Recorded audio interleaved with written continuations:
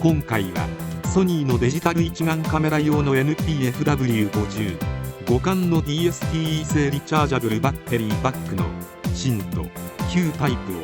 実際の動作を蓄電容量と保護回路について計測器を使って定量的に比較いたしました。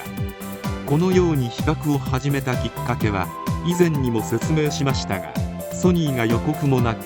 同じ形式で質量が 30% も軽量化されたバッテリーパックを販売し、いつの間にか生産国も日本国産から中華製品に変更され、また純正品の販売価格が廉価な互換品の10倍近くと高価なことから、実際の実力や安全性に関して調査してみたかったからです。この DSTE の互換製品に関しては2年前に購入し、純正品とそれほど変わりなく十分に使用できたことから、先月評価するにあたって買い増ししました。最初に申し上げますが、この DSTE の製品はカタログデータ値の交渉値の電池容量は 1950mAh と 14.4Wh と謳って販売されていますが、この値は過大表示で、実際は他社の製品と同じ程度で交渉値の2分の1程度です。しかし2年前に購入したものの質量は 46g 台で、先月配達したものは 43g 台と約 3g6% 軽くなり、今回のテスト結果では充電容量も約 990mAh が約 930mAh と質量減と同じ比率の 6% 少なくなっていました。重い方の2年前に購入したものは使い古しであるにもかかわらず、今回評価した純正品も含めて互換品の中でも容量に関しては第1位の成績でした。純正品の新しい中華製に関しても言えることですが、質量に関しては直接に蓄電容量や電極フィルムの厚みで充放電回数の寿命に関わる非常に大きなファクターで少し残念です。昨今、韓国製のスマホ搭載のリチウムイオンリチャージャブルバッテリーパック電池が自然発火し、リチウムイオン電池の危険性が話題となり、また最近では予備の電池の航空機への持ち込み制限も行われているようで、ソニーに正規の商品か問い合わせたのがきっかけです。結果は正規品と回答をいただきましたが、質量以外のスペックなどの変更はされておらず、社外の互換製品よりも格段に軽くて性能を疑ったことが調査するきっかけです。製品の寿命に関しては充放電の電流量を多くし、加速度試験を行えば測定可能ですが、個人が使用するために購入した製品では予算面から製品に大きなダメージを与えるようなテストは繰り返し行えず断念しました。実際にはこのように電池に接続した自作の可変型の低電流負荷装置を接続して、この負荷に流れる電流と電池の電圧、そして電池の温度を測定するために測定器を3台同時接続し、遠隔に Bluetooth で無線接続し、パソコン側ではフリーの TS デジタルマルチメータービューアーでデータをログ収集して解析を行いました。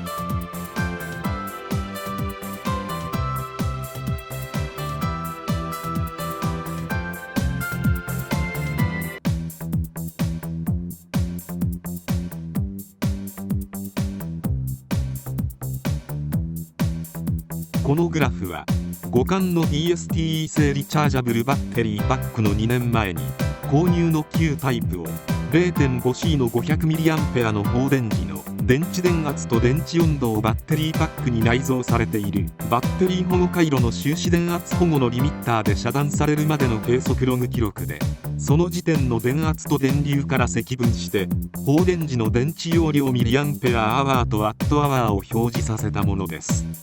赤のラインで示されるように 500mAh で放電開始すると、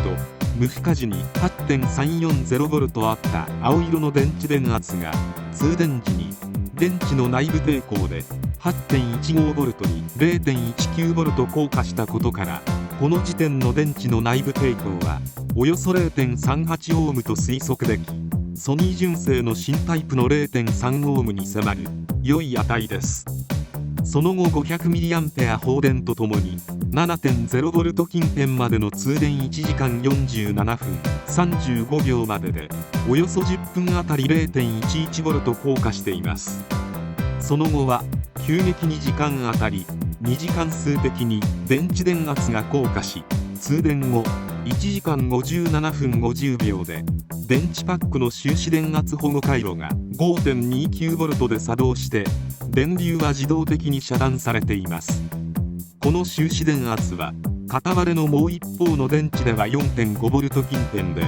互換製品の特徴か少し設定電圧が大きいようですが、この電圧域では2次関数的に急激に電圧低下するので、通電時間総時間ではそれほどの差は出ず、蓄電量では誤差範囲です。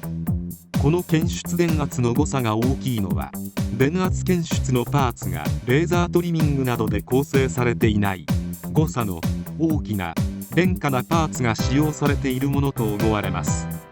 終了時点までに放電された電気容量は 991.1mAh と 7.26Wh と、今回評価した純正品を含めても一番の好成績でした。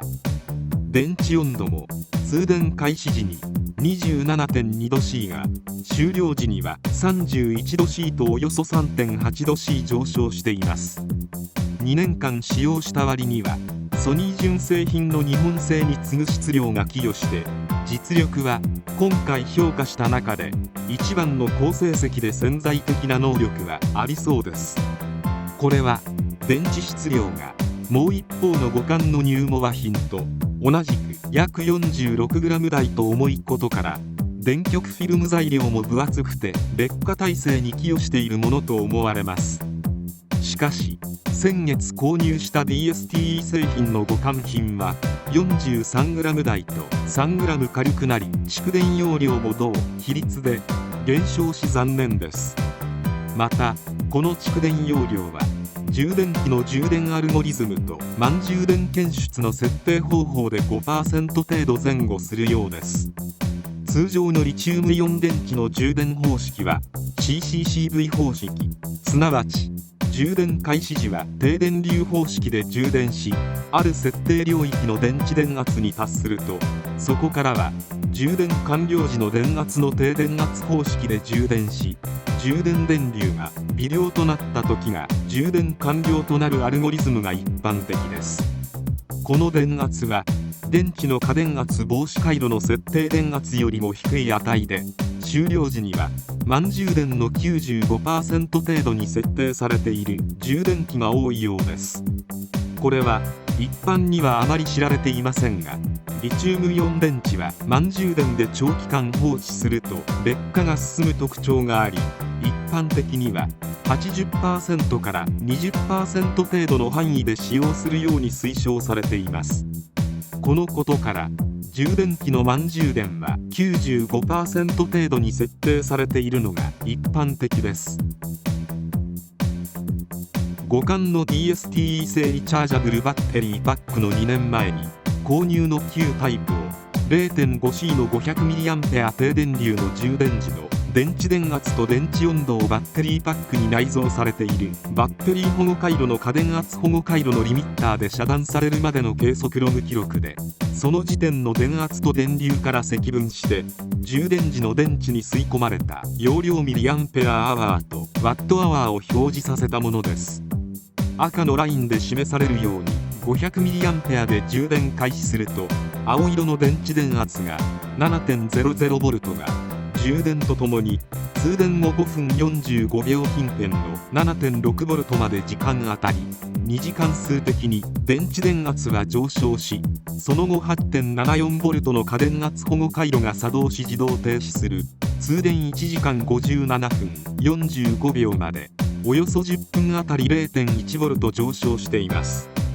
終了時点までに充電で電池に吸い込まれた電気容量は 995.8mAh と 7.99Wh です。この値は電池の内部抵抗と保護回路でのロスを考慮すると交渉容量値から妥当な値と思われます。電池温度も通電開始時に28度 C が終了時には27度 C とおよそ 1.0 度 C 下降していますが、これは外気が下がったせいでほとんど発熱していないことを示しています。また過電圧保護回路も 8.74V と単セルでの 4.3V の2倍強で、新タイプも同等で正当範囲な値にセットされているようです。この保護回路が正常に動作しないと、充電器で充電時に正常に充電制御が行われず停止しない場合に、電池の発火・火災になりかねない非常にクリティカルな値です。このグラフは互換の DSTE 製電池パックの2年前に購入の旧タイプの電源端子の短絡磁頭の過電流による発火事故などを防止するための過電流保護回路の動作テストです。電池に接続した可変型の低電流負荷装置の設定の電流値を徐々に上昇させると、赤いグラフの出力電流値が右肩上がりに上昇し、 4.57A で保護回路が作動し、電池の出力電圧がカットされ、電流が 0A となります。この後低電流負荷を解放しても電池の保護回路がラッチされており、出力電圧は発生しません。このラッチを解放するには、外部から電源端子に充電電圧等の電圧を与えることでラッチが解放されて、電池は正常に復帰し動作可能となります。以上の互換の DSTE 製電池パックの新旧の違いは、電池重量が 46.4g から 43.6g と約 6% 軽量となり、その分電池容量も 990mAh が 930mAh と 60mAh の 6% 減少しています。しかし今回テストできなかった重放電の繰り返しによる製品のサイクル寿命に関してはテストできていないので分かりませんが、同程度であることを願いたいものです。以上の結果からソニー純正と比較しても同等の電池容量で安全や製品寿命に関わる保護回路も正常な動作点が確保されており問題なく使用可能と思われますが、テストサンプル数も少なく保証することは不可能なため、選択肢の一つとして自己責任で商品を選択していただきたいと思います。もう一つの互換品のニューモアの互換品に関しても分析しておりますので、まとまり次第ビデオで公開の予定です。